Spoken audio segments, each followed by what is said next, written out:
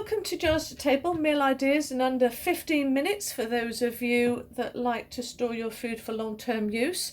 Today we are dehydrating chicken. You can get your canned chicken and you can put that on the dehydrator tray. 2, you can cook your own chicken, cut it up, put it into bags, which is what I'm going to do actually, which just reminds me to get them out.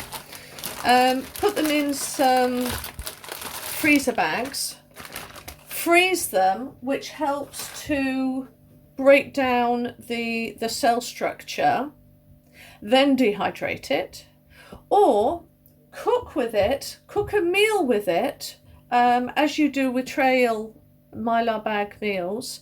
So if I was doing a chicken fricassee or a chicken supreme with rice, you'd cook your chicken supreme, you'd cook your rice, you'd then put them together, give them a stir, and then dehydrate the whole meal. So there is those 3 different ways of getting it.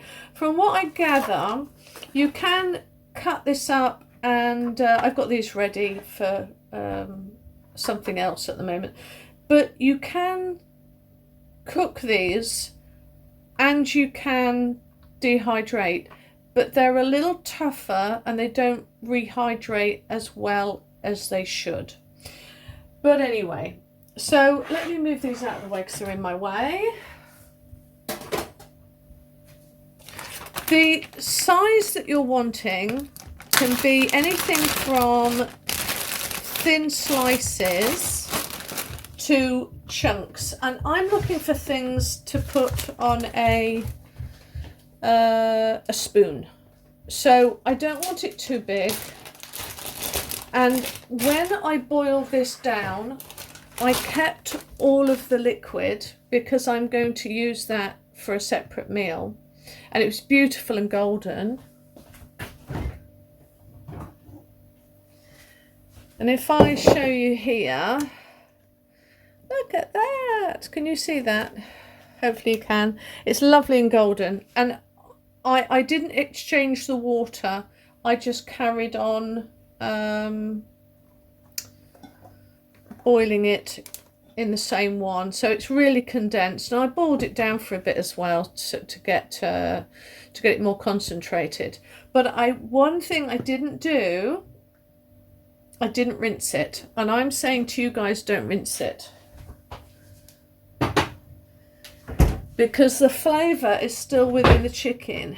So if you go and rinse it off with the thinking that I want to get rid of all the fat, because I don't want any of the fat going rancid, you have to remember, as long as you're making the food airtight, either in from using vacuum sealers.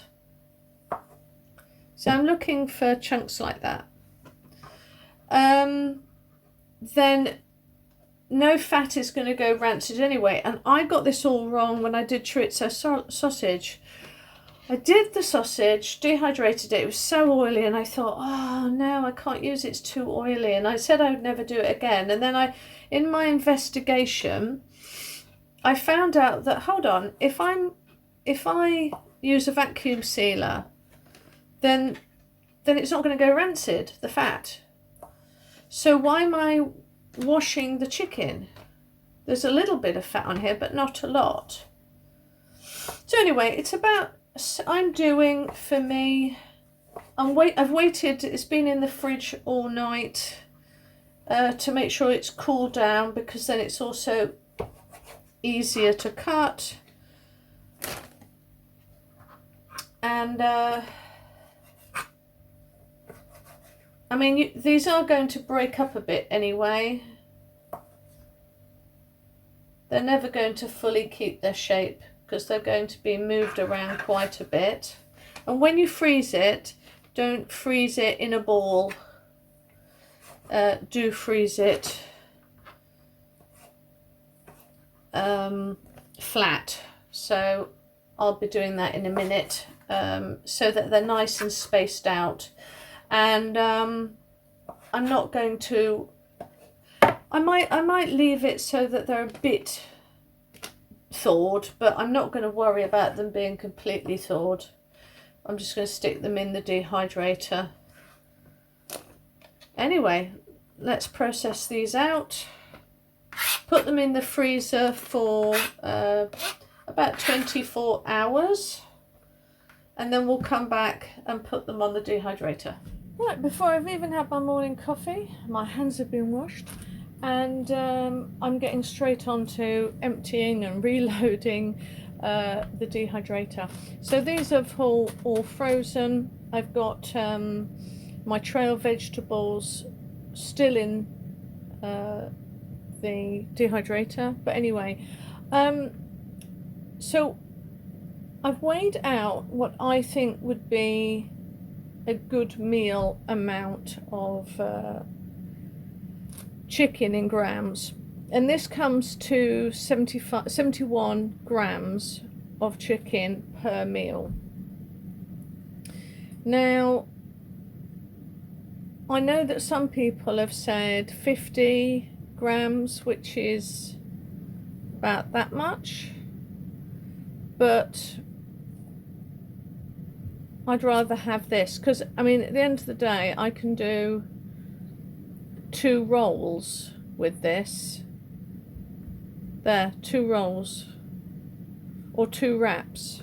So for me, 71 for me is good for 1 meal, and that's what I'm going to stick to because I've overthought this way too much. But anyway, this is going to go in now. I've kept this here to separate so I know how small it condenses up to. That's important to me because I might not have my measurer, so I might need to see what size it comes out as, so I could just use a cup, you know what I mean?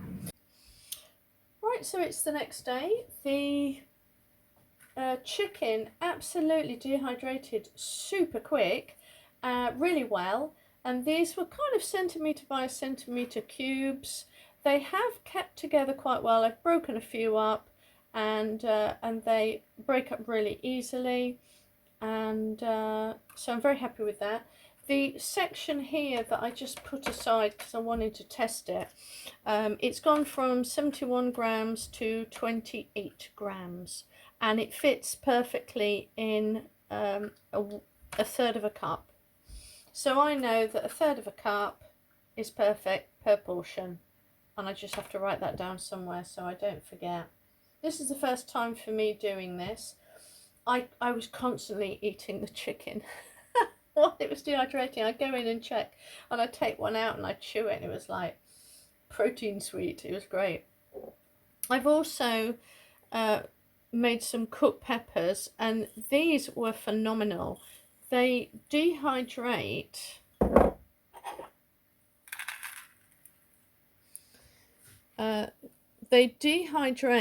let's see if I can get, I don't know if I can get this in focus. Probably not. No.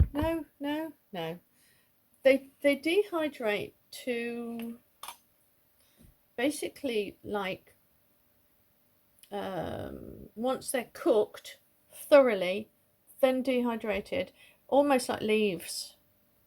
Totally different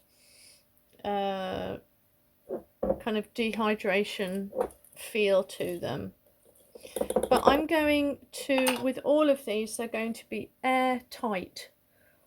Some of them I will make airtight, and I'll be storing them from long-term use, but the rest of the cooked peppers will be, I'll be starting to use them, and I'll have a separate jar because I'll be dipping in over the next kind of couple of days, making my trail mixes.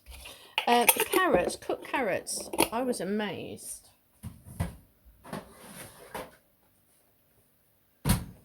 So these have just finished.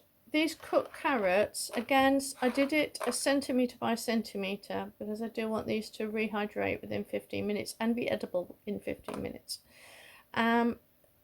they are phenomenal. I just cook them in water, and as I say, centimetre by a centimetre square, so it's a nice spoon food in camping. They taste absolutely amazing, and I'm kind of tempted to do this more with all of my long-term preservation, because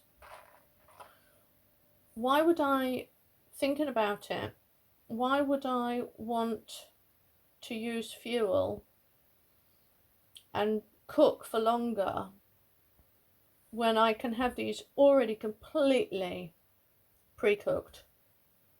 They just need heating through, you know. So yeah, I'm really happy with that. Just make sure that they are completely airtight. As long as it's airtight, these will last as long as if you were canning them, and keep them out of direct sunlight and somewhere fairly cool. And then there won't be any worries about rancid, any kind of rancid fats or anything like that, because this is what I've got to say to you guys. Anybody that's concerned about rancidity in fats, think about cured porks and cured meats. Okay, think about the process of that. Also think about when we can mince meats and there's a layer of fat on the top, and it's been vacuum sealed via, you know, water bath canning or pressure canning. You don't worry about the fat on the top going rancid then, do you? No. Why? Because it's airtight. So if these are put into airtight, then there's no worry. The other thing is I'm going to be doing mince meat, and again, like the chicken, I will not be rinsing the fat off for the reason that I've just mentioned. Okay, bye.